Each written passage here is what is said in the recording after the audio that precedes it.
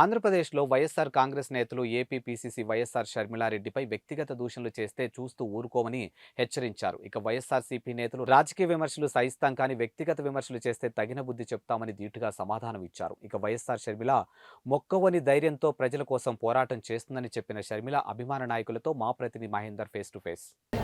తెలంగాణ రాజకీయాల్లో ప్రభావం చూపి అధికార పార్టీకి మరి దాన్ని ఓడగొట్టేందుకు ప్రయత్నం చేసి ఏపీలో కూడా కాంగ్రెస్ పార్టీని మరొకసారి అధికారంలోకి తీసుకొచ్చేందుకు కృషి చేస్తున్నారు షర్మిల పైన ఏపీలో కావచ్చు ఏపీ నేతలు చేస్తున్న మాటలను తీవ్రంగా ఖండించడం జరుగుతుంది. షర్మిల అభిమానులుగా మేము పోరాటం చేస్తాము. ఏపీలో ఎటువంటి అభివృద్ధి కావాలో ప్రజలకు కావాల్సిన అభివృద్ధి పైన ముందుకెళ్దామంటున్నారు. వైఎస్ఆర్ టీపీలో మరి షర్మిలతో కలిసి పనిచేసిన రామరెడ్డి మనతో పాటు వారిని అడిగి తెలుసుకున్నాం. ముఖ్యంగా ఏపీలో షర్మిలను టార్గెట్ చేసి మాట్లాడవలసిన అవసరం ఏముంది, ఎందుకు ఇలాంటి పదజాలాలు వినాల్సి వస్తుంది? ఇవాళ షర్మిలమ్మ గారిలో ఉన్నటువంటి పోరాట పటిమ కావచ్చు, నిజాయితీ కావచ్చు, ఆ సిన్సియారిటీ చూసి తనకు వస్తున్న ఆదరణ చూసి తట్టుకోలేకనే ఇటువంటి నిందారోపణలు చేస్తున్నారు తప్పితే మరొకటి కాదు. ఎందుకంటే షర్మిలమ్మ గారు ఒక డైనమిక్ లీడర్, ఒక ఫోర్స్ఫుల్గా ఉంటారు.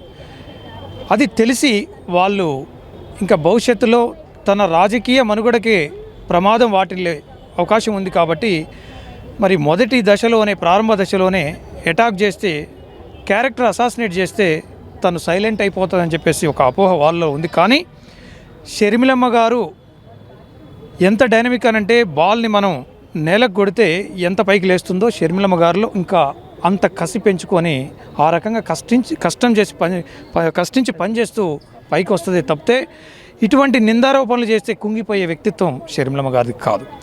ఎందుకు అనంటే మేము తెలంగాణలో తనతో పాటు 3800 కిలోమీటర్ల పాదయాత్రలో అడుగులో అడిగేసి తిరిగాం, తన దగ్గరగా చూసాం. ఇవాళ ఇక్కడ అనుకోని పరిస్థితుల నడుమ ఒక నియంత్రణ పారద్రోలాలు కాబట్టి కాంగ్రెస్ పార్టీకి మద్దతు ఇవ్వడం, ఆ తర్వాత కాంగ్రెస్ పార్టీలో చేరడం మనం చూసాం. అక్కడ కూడా కాంగ్రెస్ పార్టీ ఒక గొప్ప అవకాశాన్ని కల్పించింది. పీసీసీ ప్రెసిడెంట్ అంటే ఒక ఆషమాషి పదవి కాదు.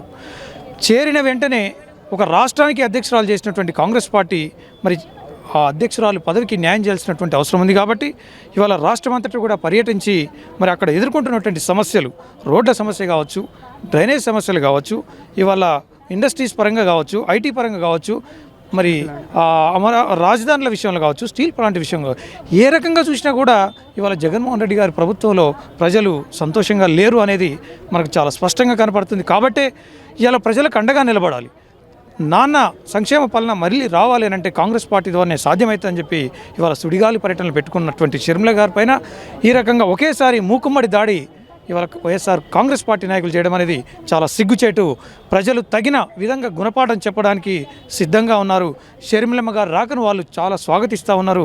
షర్మిలమ్మ గారిలో ఉన్నటువంటి మొక్కవోని దీక్ష, పోరాట పటిమను వాళ్ళు గుర్తించారు కాబట్టి రానున్న రోజుల్లో బ్రహ్మాండంగా షర్మిలమ్మ గారి అంటే కాంగ్రెస్ పార్టీ అధికారంలోకి రావడానికి కూడా ఆస్కారం ఎక్కువగా ఉన్నట్టుగా మనకు కనపడతా ఉంది. ఇరు రాష్ట్రాల్లో కూడా వైఎస్ఆర్ పేరుతోనే పార్టీలు స్థాపించడం, ఒకవైపు కుమారుడు, ఒకవైపు కూతురు, ఇరువురు కూడా వైఎస్ఆర్ ఆశయాలను మేము నెరవేర్స్తామని చెప్తున్నాం. ఇప్పుడు ఏపీలో వైఎస్ ఆశయాలు ఏ ఒక్కటి కూడా అమలు కావడం లేదంటారా, లేకపోతే ఆశయాలు పూర్తి స్థాయిలో నిర్వైర్యం అయ్యా అంటారు? మేము అదే అడుగుతున్నాం. రాజశేఖర రెడ్డి గారి పరిపాలనలో ప్రతి ఒక్కరు కూడా ఎంతో సంతోషంగా ఉండే, పేదవాడికి ఏ కష్టం వచ్చినా ఆదుకున్నటువంటి మహానాయకుడు రాజశేఖర రెడ్డి గారు.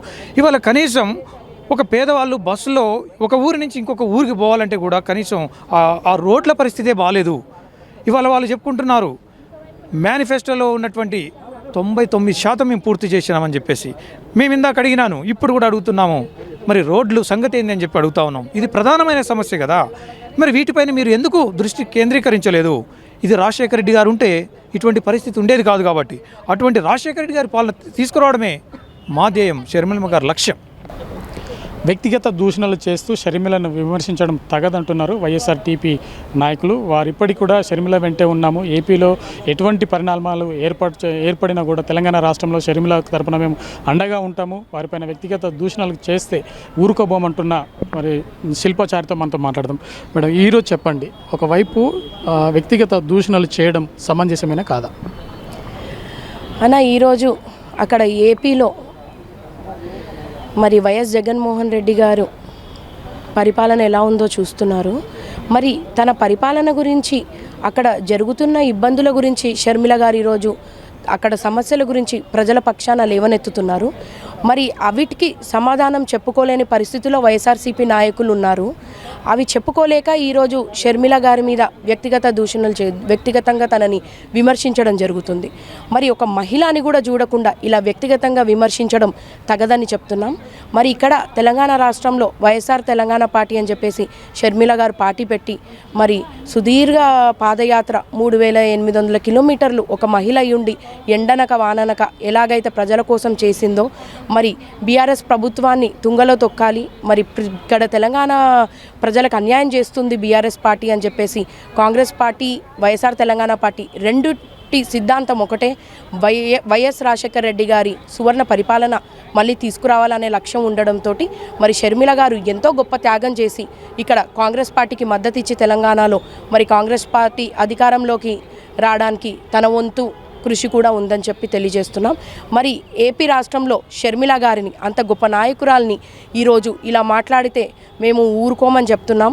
ఏనుగెళ్తుంటే ఎన్నో కుక్కలు మొరుగుతాయని చెప్పి మొన్నటి వరకు మేము కామ్గా ఉండడం జరిగింది. మరి ఇదే విధంగా కొనసాగితే మాత్రం మేము ఊరుకోము, ఇది హెచ్చరిస్తున్నాం. ఖబర్దార్ అని చెప్పేసి ఏపీలో వైఎస్ఆర్సీపీ నాయకులకు కార్యకర్తలకు హెచ్చరిస్తున్నాం. మరి ఏపీలో ప్రజలందరూ షర్మిల గారికి బ్రహ్మరథం పడుతున్నారు.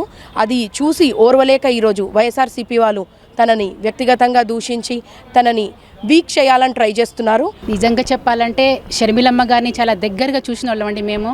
ఒక డైనమిక్ లీడరు, ఏదైనా ఒక తప్పు ఉంటే నిఖాసుగా అడిగే వ్యక్తి షర్మిలమ్మ. ఈరోజు తను గతంలో ఆనాటి రాజకీయ పరిస్థితులకు అనుగుణంగా 3100 కిలోమీటర్ల పాదయాత్ర చేశారు. ఇక్కడ తెలంగాణలో కూడా 3800 కిలోమీటర్ల పాదయాత్ర చేశారు. మరి అలాంటి ధైర్యవంతులైనటువంటి నాయకురాలు తెలంగాణ రాష్ట్రంలో వచ్చినప్పుడు బీఆర్ఎస్ లీడర్స్ అందరూ కూడా భయపడి ఆమె 3800 కిలోమీటర్ల పాదయాత్ర చేస్తున్నప్పుడు ప్రతి అసెంబ్లీ కాన్స్టిట్యున్సీలో ఎమ్మెల్యేలు చేసినటువంటి తప్పులను ఎక్కడికక్కడ దుయ్యబెట్టి ప్రజలకు తెలియజేస్తూ చైతన్యవంతురాలని చేసినటువంటి ధైర్యవంతురాలు. మరి ఆమె చెప్పేటువంటి నిజాలను తట్టుకోలేక కొంతమంది ఎన్నో రకాల దాడులు చేయటం, బస్సు తగలబెట్టడం కూడా జరిగింది. మరి దానికి కూడా తను వెనక ముందు ఆడకుండా ధైర్యంతో మీరు చూశారు పంజాగుట్ట దగ్గర ఏ రకంగా తన ధైర్యాన్ని చూపించారు.